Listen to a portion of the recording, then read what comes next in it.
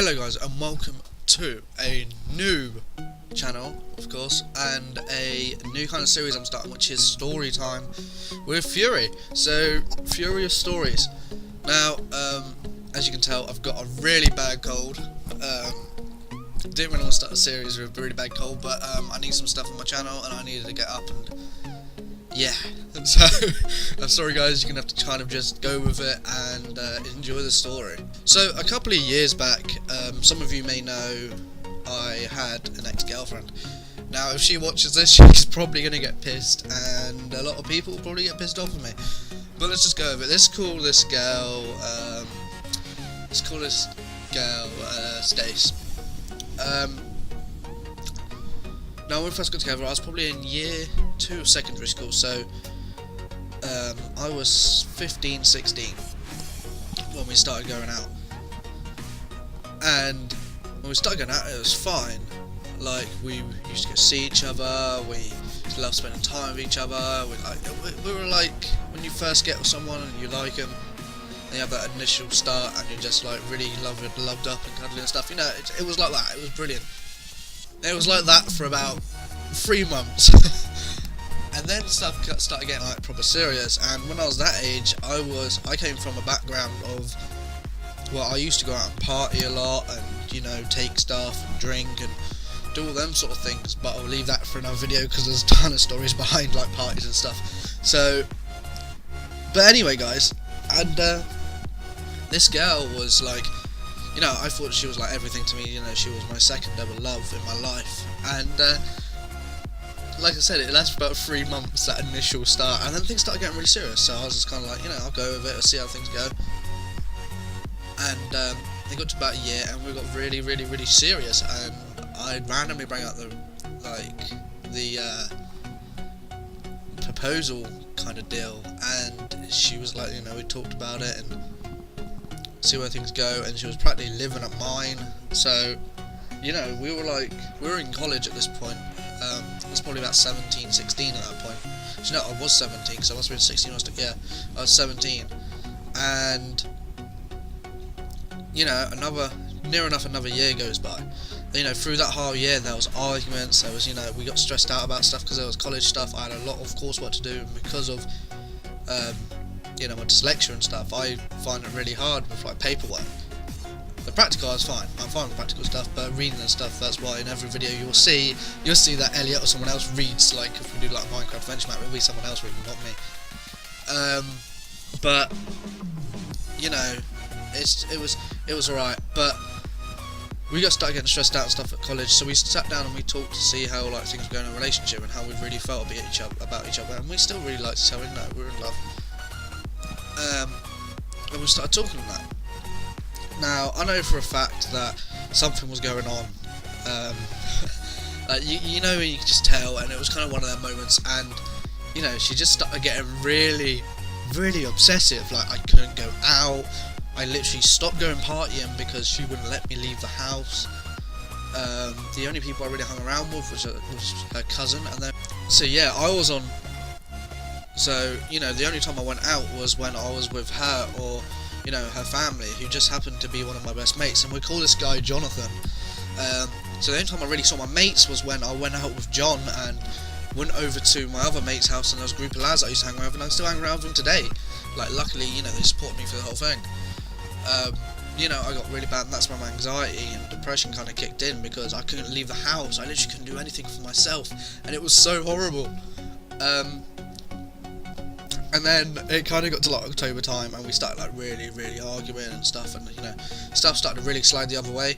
You know, at this point, I just started to think like, you know, cool. I just got so much stress, and I had my best mates like saying, you need to come out, come on, and because she was always at mine, I couldn't do anything about it. And pretty much I was so stuck under the thumb, I was in China. And you always hear about crazy ex-girlfriends, but seriously, this is where it starts, guys. I know it's come to 5 minutes, and, you know, but this is where it starts. So it clicked one day, and I was sat downstairs with her, and I was like, do you want me some lunch? So I was like, yeah. So I made some tuna and cheese pasta with some sweet corn, because, you know, that stuff's bloody amazing. If you love tuna and sweet corn and cheese pasta, thumbs up and a high five to you guys. So my mate called me out and was just like, come outside, we're going to have a smoke. And I was like, okay. And Stacey decided it'd be a smart idea to go outside. And this guy is, you would understand, my best mate. And, you know, well, one of my best mates.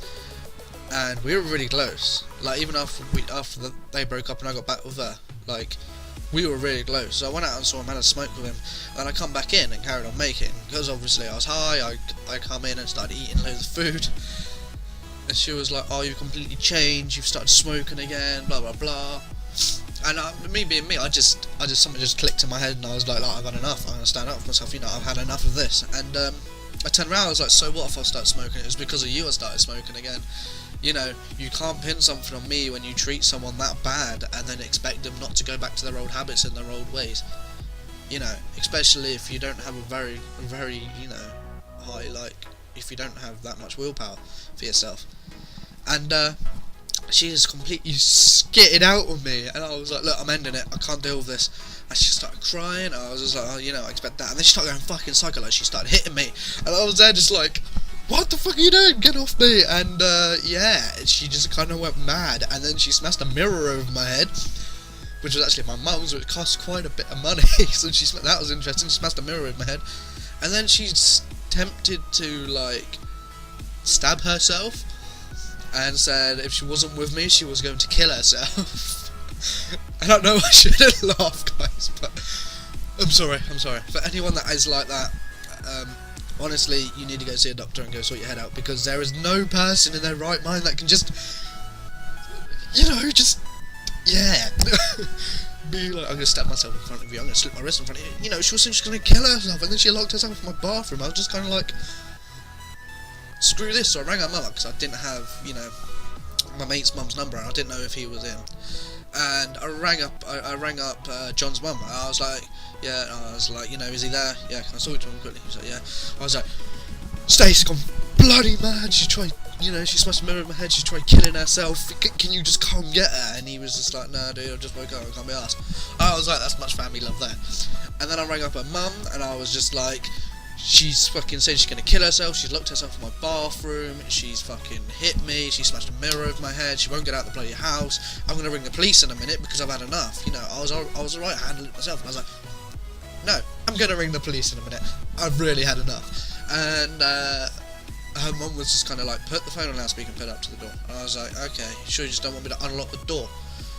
And she was like, can you? I was like, I can, if I find a penny. So I unlocked the door, and like, as I unlocked the door, because I'd done it really quickly, pulled the handle down and pushed a little bit, and she tried locking it, and she locked it, but when the pin came out, it went on the other side of the door.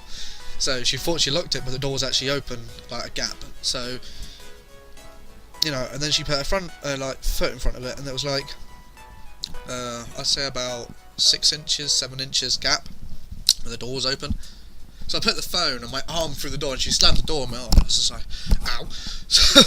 So her mum was just like, I put it on loudspeaker and held my phone there, and she started speaking and saying, like, you need to calm down, you know, I can understand why he doesn't want things to carry on because of what's happened. I know you wanted to experiment to see if, you know, things were with someone else, but you can't force someone to be in a relationship, blah blah blah. And you know, that's how it went down. And then John came and got her. I went off with my mates, and you know, they were shouting abuses. You know, your mates do to be on your side. They were just like, oh, you effing slag, and you fucking bitch, and you know, go get a fucking life, you whore. And it got to the point where I just like, I took my keys and I walked out the door, and then John came around the corner from this little like walkway bit, and I was just like, go in there and fucking go pack her bags and drag her out of my house now, because I ain't touching her. And he was like, alright. So I went off with my mate, shouting abuse and blah blah. And I just walked on, and my mate was like, here you go, have me a smoke. And I was like, I walked to his and I was smoking that. And then it's, you know, it come back about a year ago. She's been with someone for a while now, and she had something bad happen. So I went to, you know, say like, you know, I'm sorry to hear, blah blah, what's happened. And she turned around and told one of my mates that I was trying to ask her out and all that again, apparently, and I was just like, nope. So yeah, that was the crazy ex story, guys. I hope you enjoyed. If you want to see more, you want to hear more stories about, you know, crazy exes, or life experiences with a woman, or even guys, not in the sexual sense, I'm not gay, but yeah, like, I don't know, you want to like hear more stories, then drop a like, guys, you know, I really appreciate it. So remember to like, favourite, and subscribe as always, and yeah, peace.